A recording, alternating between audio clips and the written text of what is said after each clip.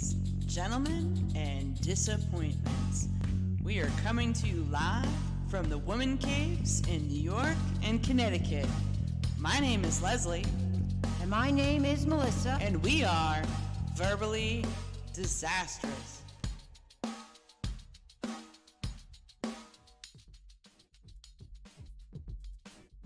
Hello, everyone. This is your host, Leslie M. Jasper, of the Verbally Disastrous podcast that can be found on over 20 podcast platforms, including YouTube. For this episode, this is part A on our discussion on the most random encounters between she and I. So now, this is like one of those podcast episodes where we were in the middle of a discussion. Melissa and I were in the middle of a discussion, and she has said to me in the past that if the conversation starts to sound really good, just record it and let her know afterwards that I've recorded it and launch it as a podcast episode. Therefore, I did as she suggested when we were just randomly having a conversation that I felt was going in an interesting direction. I opted to record it, and I'm glad I did. We went down the rabbit hole and started discussing our one-night stands that we've had throughout the course of our adult lives. I know when I was younger, this type of a subject would be uncomfortable for me to even speak on, much less launch it as a podcast episode.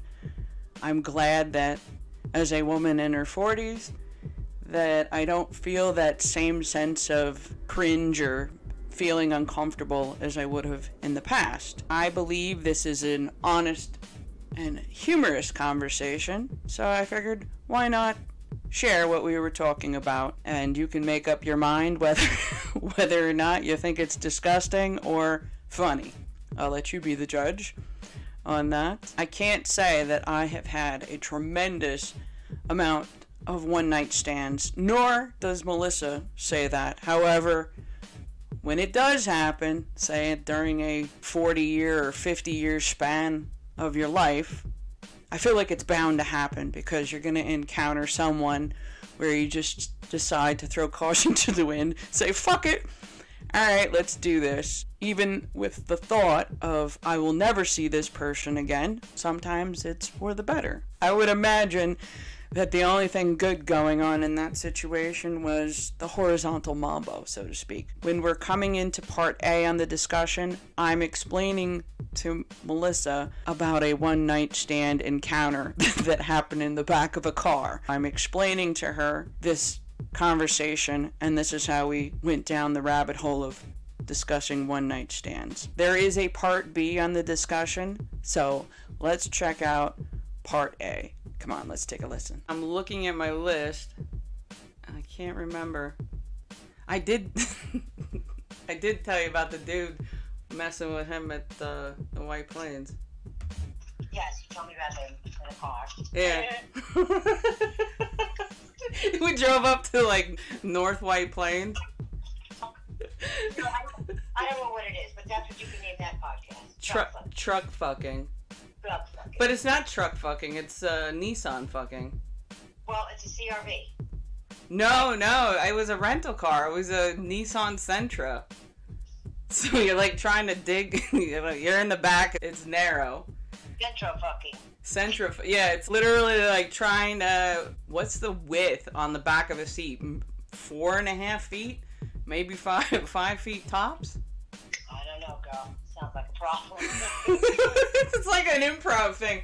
Alright. You know, but there's pluses and minuses of fucking somebody on the first date. Yeah? Well, when you think about it, the two of you find each other attractive and decide to go at it like animals. Okay, well, we got no place right now. We got the car. Well, that was good. Nice talking to you. I'm out. Have you ever dealt with somebody where you fucked them for the first time and they wanted to go out for date 2? I don't think so. Could you think about that? Anytime you've ever had a one night you decided to do it, because the fucking stars have got to be aligned. Usually you meet somebody and you're just like, alright, let me get through this fucking day. I've only had like two one-night stands where I met somebody and we had this really great connection and we ended up fucking. So the really great connection stopped after that first time that you porked, right? Oh, I guess so. I never saw him again. See, that's my point. Did you hear from him again? No. Why, though? Because he was probably married. I don't know. I mean, someone can tell you they're divorced or they're not, or they have shit happens. I know, right? On the very first, even if you try to talk to them beforehand, you don't have all the facts, ma'am. That's right. It wasn't like I met him online and was a date, I met him on what the fuck was I at? This bike week somewhere. Oh, it's those bike weeks. Was he an actual biker or was he a bystander like yourself? He was a marshal, yeah. But they were in a bike club and everybody was hanging out. It was up in Americade. Where? I had a fucking great in Lake George. Oh, Lake George. See, I don't know where all the bike places. What did I go to one with you and my buddy Freddie was there, my foreman. That was his club party. That was his club party we went to. Yeah, other than that, I don't recall going in to any of them. Yeah, that was just a party that they had. The bike week in Lake George is every year. Like they have one in Florida, like Daytona. They have bike week and all that stuff. Like Lake George is when we went camping, you, Tara, and all them. They have their own festival, all that kind of bullshit. So when did they have the festival? They have it online. Like bike week is the beginning of June. Then after June, there's the one up in New Hampshire, and it goes that way. But Lake George has other shit going on. Oh, that's another thing they got this year. I saw something with like all these ice sculptures and some other kind of crap. Where the hell is that? Buffalo? No, Lake George. Lake George has ice sculpture things? Something, it said something online I saw. I gotta look it up and get the date. We gotta go up one weekend, take a ride. Alright. That's in like what, January or February, like the dead of winter? Exactly, yup. Oh shit. Oh, yup. So I'll be in my snow mode, my snow fucking outfit. Farmer little coat. Remember that scene from Christmas Story? It was Chris Farley from Tommy Boy. I got it confused with Randy from Christmas Story, where his mom had him in that snowsuit that was ginormous. He couldn't walk. And then the other game I had, now this was a long time ago, like 1994, and I remember it was in Jersey, and it was my birthday weekend. The Rangers just won the Stanley Cup, and I just graduated nursing school, so I was in like happy party mode. Hell yeah. And that guy, I lost my shoe. I remember leaving. He was like, "You could stay." Cinderella. I gotta go. Yep, and I left. And I remember I was still bombed, and I couldn't find the hotel, and I saw this pizza sign up above. I said I knew it was that way. And then when the girls came out, I was passed out. I made it to the lobby, but I passed out on the couch. Wait, this was after the meet, greet, and fuck? Huh? You were still fucking bombed even after that little rendezvous? Yeah, I made it home without a shoe, and the girls found me I was passed out in the lobby on the couch in the hotel. They were like, "Where the hell did you go?" I was like, "I was hanging out with the guy," and then I made it home. But I never made it to the room. Who found your shoe, Cinderella? Nobody. No. He was gone. The shoe's probably still having a good time. My left over, the shoe's having a fucking blast. Imagine somebody finds the shoe later on. Boy, if this shoe could talk. When did you lose the shoe? Who the fuck knows? I figured you knew it. Oh, yeah, I forgot. Yeah, I was a little coherent. Yeah, I mean, it was a great weekend. You know, I did one of the BRR, bag it, ride it, and run. But that was in my younger days. Now I could care less. I'd be lucky to get 2 licks and I sit on it. I don't even want to be bothered. I just don't want to be bothered with anybody. I'm just so done. Betty's dried up? Mm-mm. She's not dried up. I'm fed up. Not fed up. Dried up, not dried up, fed up. Yeah, they can't be bothered. I don't know. I got other plans and visions I want to do right now. Finish a job, get another one, make as much money as I can, buy another piece of property, open up a deli. I'm in really good state of mind right now, and I want to stay that way. No, of course. Haven't anybody drop that vibes. Rejection over and over and over the bullshit. I can't talk to people anymore. It's like, oh, for the love of Jesus. Yeah, so. Well, people have a lot of people to talk to, so they have too many choices. Exactly. So no one gets to know anybody. It's like you catch a feeling for somebody, you're talking to them, all of a sudden the next picture, oh, I like this one. And it's just enough. You know what I mean? It's like, shit. I think I had one of those one-night encounters. It was probably in the 90s. There was a club called Streets in Brewster off of Route 6. The guy was from West Point, and he was originally from Texas. He was there for the military. I remember I was like, all right, oh yeah, this has got to go down. And then it did. I talked to him a couple times after that or whatever, but then it was kind of like, okay, well, this was a waste of time because geographically you're from another part of the country and you're just going to get stationed somewhere else. Oh, I just remembered about the dude, Big Dick. Oh, well, I don't think I ever told you about Big Dick. No, I don't remember hearing about Big Dick. Oh, Big Dick was in Fort Drum. You know something? I lied. It must have been 4 one-night stands. Now it's coming back. Big Dick. That was. You know what? Oh, my God. Years ago. Giant dick. I must have been like 20 years old. I was young. I met one in Fleet Week. Fleet Week. Oh, yeah. I love Fleet Week. You got the Marines and the Navy. And who else? Yep. I remember, we had sex on top of the roof. What? Yeah. In my mother's apartment building. Good. Let me take you up to the roof. How'd you get the key to get up there? You didn't need a key. It was open. Oh. Yep. How many other, was there like a bed up there? What was the setup? How were you able to get it on? It was called a fucking towel and just do it. That was good. It was outside. It was good. See, I'm over here wanting some ambiance. Like a seedy mattress up there, something. That was 30 years ago when life was good. Did you ever speak to him after that? No. Right? You know, I think we might have had a letter once or twice. A letter? You guys fucking wrote letters? Oh, that shit's taking it back. Listen, dude, I just told you 30 years ago. He was in the Navy. Oh, he was a Navy guy. It was Fleet Week. Okay. So yeah, actually, I think we did exchange 1 or 2 letters to each other, and that was it. Damn. What do you think he would look like today? I don't know. Who knows? Oh, God. I don't know. So he was hot to trot. Set up the scene. How did you meet him at Fleet Week? Were you just walking down the street or a bar? The next time you come here, I have a picture of him. Oh. I have a picture of me and him. He was tall. Yeah, tall, little mustache. Yeah, he was cute. He was really cute. How did I meet him? Yeah. We were in a bar hanging up, and I got up, and he got in my seat, and I was like, yo, you want to get the fuck up? And just moved. And he did, and that was it. We hit it off from there. So did he think he was getting a beating? He moved, but he was my seat. Yeah, no, we hit it off from there, and I took him home. Yeah. Took him home.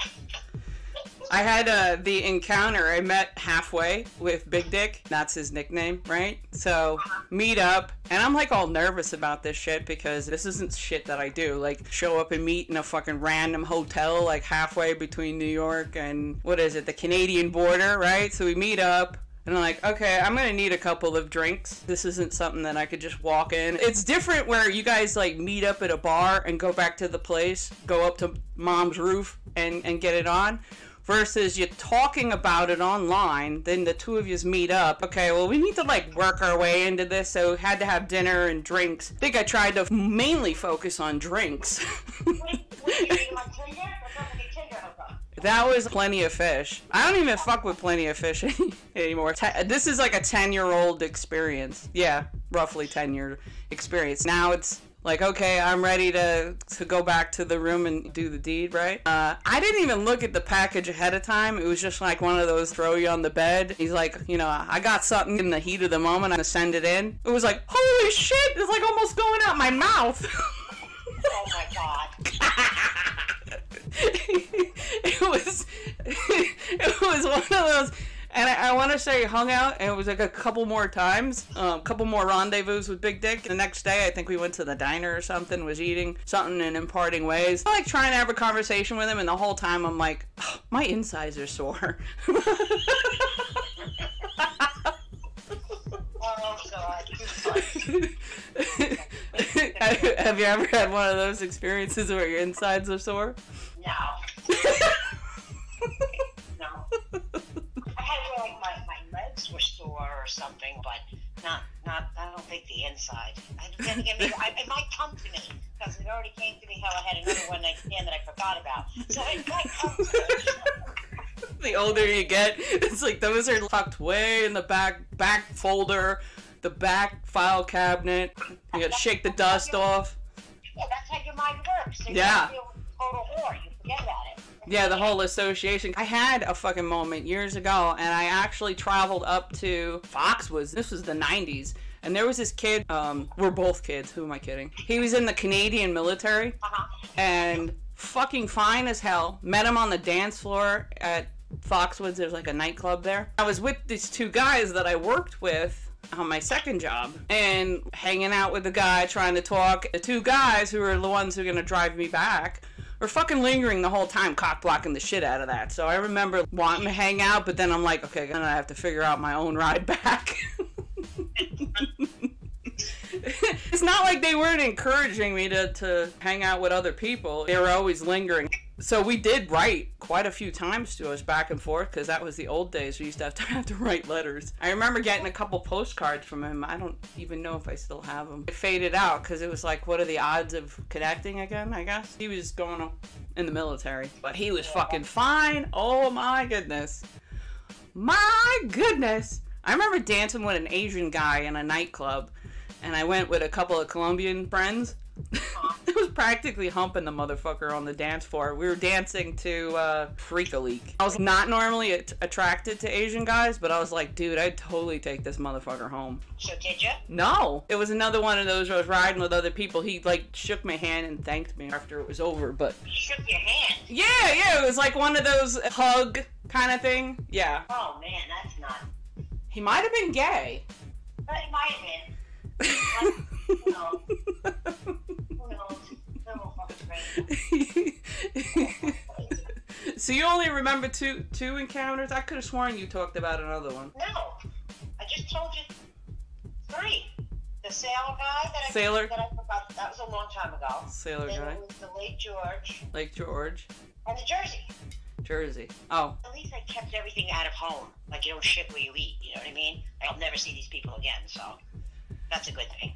Well, that is, unless people saw you up on the roof. Well, there's no building. Wait, isn't the building across the street higher than... Yeah, but that was the fun of it. It was outside. It was a nice night. Fucking hell, yeah. I remember years ago in Cuba doing that whole thinking it's cool to bang out in like this outdoor movie theater until you see the MPs roll up with the headlights and you're like, gotta go, show's over. Your ass looks so white in those headlights. It was. Could you imagine? Yes. Yes, because Leslie was not a tanner back in the day. No, yes, so it was ultra pasty. It's like when you're in the bar and it's late night and you put it on, everybody looks so pasty white, you're all fucked up. Could you imagine what your ass looks like in those lights? Oh my gosh, I can only imagine. It was like, almost like the bat signal. Yeah, right? That's fucked up. I scrambled real quick. I was like, oh, gotta put everything on. That's why you gotta do the dress thing, right? Isn't that the key? The dress? The dress. Oh, if you know, well, if I was dating somebody and we wanted to mess around in the bathroom, I'd definitely wear a skirt. Much easier. They got all that crazy shit on me. Fucking one pan out of the light. No, it's easier with a skirt. Yeah, it'd be like ultra extra sloppy. Like not being prepared for a quick fuck, but you're never expecting that. That's the beauty of that shit. Who's expecting, other than you plan the shit online or whatever, when you organically meet somebody at a bar, you're not prepared for that. You might not even shave that day. You know, just in case. You wear a skirt just in case you get one. And you gotta make sure you shave. I would only do that, like, I mean, if I was with somebody. That one, I never had a one-night stand like that. I was on the phone somewhere. I never got that lucky. Does it make you regret? Like, I should have did more of that shit. Yeah, I don't do it. It is what it is. And it was fun, you know. No, I agree. Those impromptu moments are few and far between, but they're fun when they do happen. Yes, that's what I'm saying. It wasn't ever my goal to go out and do that, so when it did happen, it was usually a good, funny story and a good time. But it was never my goal. I don't even like dating. I need one person in my life. Ideally, yeah, of course. Shit happens, you know? But sometimes you go a while without getting anything, and just the human touch is nice, and you take it. You're not going to go anywhere. But then again, after, you're just back where you started. So to me, it's really not worth it. I And know, then you right? don't feel comfortable, or if you don't know the person that well, and they make a comment, or you're like, get the fuck out of here. Don't ruin it. Yeah, no, like make it weird. So, it's risky. Yeah, it all is, yeah. Risky business, Bob. Yeah, right? If you're doing something impromptu, it's like, oh, well, do they have a condom? Do they not have a condom? Right. That's another thing. You got to worry about that. So it's like nowadays it's a lot different. I think it's harder out there now to do anything, but it just is what it is. What are you going to do? Right. Back in the day, it used to be the people geographically, wherever you were. Your dating pool is whoever's close to you geographically. Now, it's not so much. Now there is no dating pool. No, it's a giant pool. It's like a fucking drive-by shooting. Who else is gonna get? I don't know if everybody's just broken. Well, there's a lot of broken people, yes. Yeah, and the way the world is right now, they made everything a lot harder, and there's more selfishness. I think people are just a little broken, so it's hard to meet somebody that's with a genuine interest. You know? So. Yeah, well, yeah. Some may say that women are more aggressive than they were back then, too. I don't think women are. Well, maybe. Yeah, compared to, say, a woman who used to wear a dress, petticoats, and all that other crap. Now you're going back way too far. went way too back. I don't think women should chase men, because if a man wants you, he's going to call, he's going to talk to you. If he's not, it's not a bad thing. He's just not that into you, which is okay. It's going to happen. It comes with the territory. It's just, to me, against the laws of human nature. I'd rather have something mutual. I don't want a guy chasing me, because usually that's bullshit. You know what I mean? If there's a mutual thing, you call, I can say, hey, I want to do this. That's nice to have, and that's what I can't find. Yeah. Just leave it alone. You know what? Just from my experience, if a guy's chasing, it's usually he's looking for one thing. Or a couple times I think they were more interested, which was nice, but then shit happens and it's over. It's hard out there. It's very hard. The crazy thing was I graduated high school a virgin, and I was going to do the whole, like, saving yourself for getting married, and I had the too many drinks on the very first time, and that happened, and it was like, well, that's out the door, so might as well do what I want. Yeah, well, you see, you drank and your pants fell off. Yeah, they fell off. Didn't even know. I had no idea. Never drank in high school, had none of that for comparison. The first time it happens, I'm like, oh, I was drinking Zimas. Do you remember those fuckers? Yeah, they were gross. I had zero basis of reference, so I drank probably 6, 7, maybe 8. I don't remember. You were young, so you had no tolerance. Yeah, well, that was the thing. Woke up in, like, strange spot, and you're just like, alright, what the fuck just happened? I guess that was my first outer body experience. Yeah. Military, I tell you, that was a whole experience where I was going down for boot camp, and I had never stayed, other than with my parents, I had never stayed in a hotel by myself, never got on a plane by myself. So we were all going to MEPS for processing to go out to Orlando the next day. There was people pulling out all kinds of shit. I had no idea what the fuck it was. It was cocaine and party shit, obviously. I'm looking like, nope, I don't know what that is. I ain't messing with it. You gotta get your rest because you got a long couple of months ahead of you. We're all traveling on the plane, getting there, right? They're screaming at you as soon as you get off the bus and you get in. They watch you take a piss for the piss test. Those people who decided to do all the crazy shit in the hotel were leaving that same day and going back home. I believe they got bad conduct discharges. I don't know for sure, but Damn. yeah, it was like, holy shit. Imagine had I decided, oh, I'll get in on that, but I was like all scared of that shit. Well, better off, see? Blessing in disguise. Yeah, well, I ended up tapping into the whole beer thing for the first time. Oh yeah, now you can drink everybody under the table. Yeah, there'll be none of those blackouts. Well, maybe on occasion. Oh no, now you know exactly what you're doing. I'm a professional. Going up in your hand.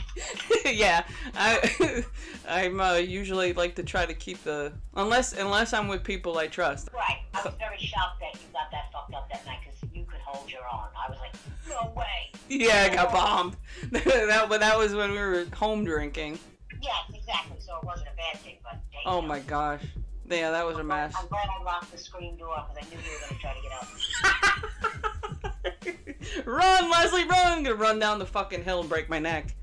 Yeah, that's why I locked it. I was like, fucking girl's going to end up getting lost and I'll avoid getting up. That's why I do it. The door trying to go like this motherfucker.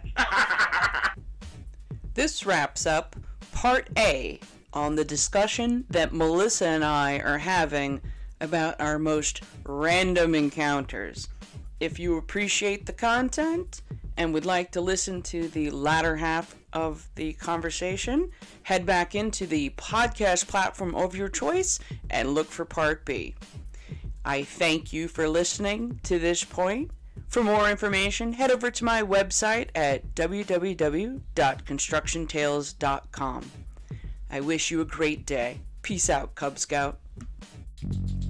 This wraps up another episode on the Verbally Disastrous podcast that can be found on Spotify, SoundCloud, and YouTube. For more information, head over to www.constructiontales.com. Thank you for listening, and have a great one.